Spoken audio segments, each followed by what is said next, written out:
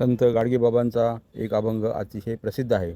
हाती घेऊनी खराटा, करू गावाची स्वच्छता, गंदगी ही दूर सारी, वास करी आरोग्य घरी. तन आणि मन निर्मळ, सदाचारी हेची बळ, गाडगेबाबांची शिकवण, स्वच्छता हेच जीवन. हा अभंग आठवला की आपल्याला सर्वात प्रथम नेवासा तालुक्यातील श्री क्षेत्र देवगड या स्थानाची आपल्याला आठवण झाल्याशिवाय राहत नाही. सद्गुरू किसनगिरी बाबा यांची शिकवण आणि किसनगिरी बाबांच्या सहवासाने देवभूमी म्हणजे देवगड हे जे निर्माण झाले, त्या ठिकाणी पूजनीय महंत भास्करगिरीजी महाराज यांच्या मार्गदर्शनाखाली अतिशय सुंदर असं कार्य त्या ठिकाणी आध्यात्मिक सुरू आहे. देवगड येथील आषाढी वारी पायदिंडी सोहळा मागील काही वर्षापूर्वी बंद करण्यात आल्यानंतर बाबांनी पंढरपूर येथील सद्गुरू किसनगिरी बाबा मठामध्ये संत तुकाराम महाराज गाथा पारायणाचा जो उपक्रम या ठिकाणी सुरू केलेला आहे.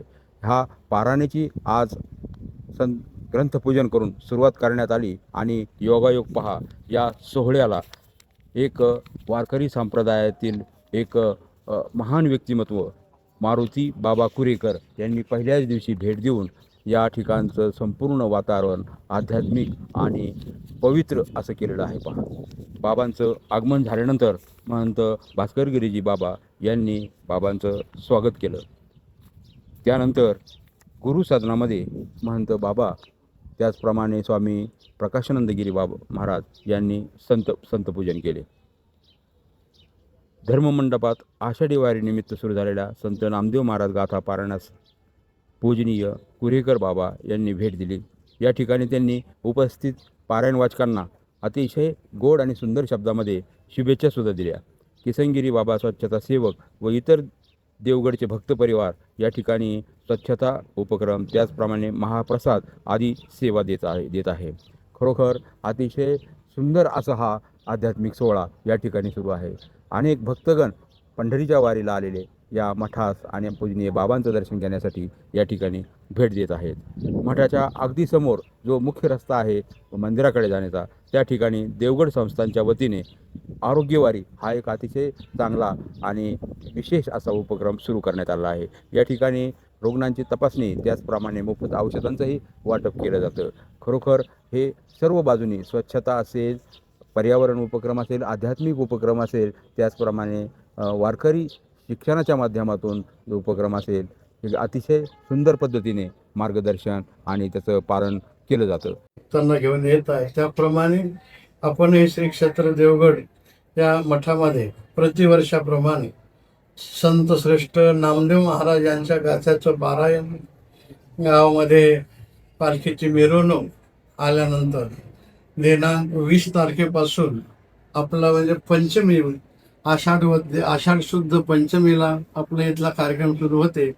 द्वादशीपर्यंत हा प्रतिवर्षाप्रमाणे कार्यक्रम चालू असतो.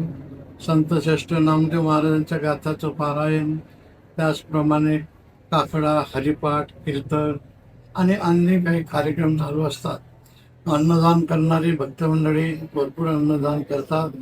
तेव्हा या क्षेत्राचं महात्म्य अद्भुत आहे. या क्षेत्रात आल्यानंतर जे जे भक्त, जे सर्व संत महंत या क्षेत्रात येतात, त्या सर्वांचं जीवन अतिशय आनंदमय होत राहते.